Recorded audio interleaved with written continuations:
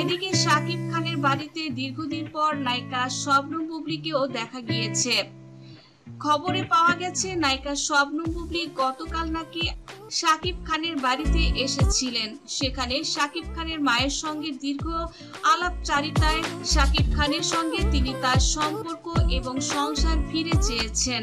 নায়িকা শবনম বুবলী পুনরায় কান্নাকাটিও করেছেন। তার ভবিষ্যৎ নিয়ে তিনি ভীষণ চিন্তায় পড়েছেন। শাকিব খানকে তিনি এখন ভীষণ দোষী সাব্যস্ত করে নায়িকা শবনম বুবলী বলেন, আমার এই জীবনটা নষ্ট করার পেছনে একমাত্র আপনার সন্তান শাকিবেরই হাত রয়েছে। আমি একজন আনম্যারিড মেয়ে ছিলাম, আমাকে সে ভালোবাসার জালে ফেলে বিয়ে করলো, সংসার করলো, একটি বাচ্চারও জন্ম দিল, কিন্তু একই জীবন পেলাম আমি, না পেলাম স্বামী, না পেলাম সংসার।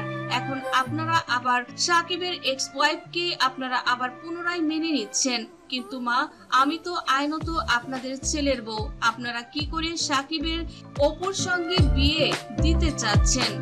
শাকিব খানের মা বললেন, তুমি অযথায় চিন্তা করছো, আমি তো আগেই বলেছি সাকিবের বিয়ে নিয়ে আমার কোনো কথা নেই। অপুর স্থান এই বাড়িতে সবার আগে, সবসময় আমি অপুকে প্রায়োরিটি দিব, এটা স্বাভাবিক বিষয়।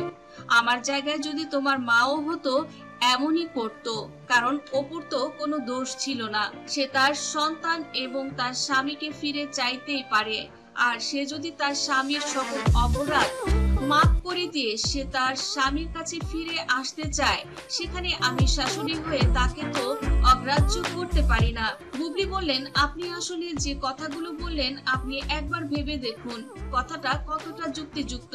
আপনি শুধু অপুর পক্ষই নিয়ে কথা বলেন, কখনোই আপনি আমাকে এই বাড়ির পুত্রবধূর স্বীকৃতি দেননি। আমিও দেখে নিব আপনারা কতদূর যেতে পারেন, আমি আমার অধিকার কড়াই গন্ডায় বুঝে নেব।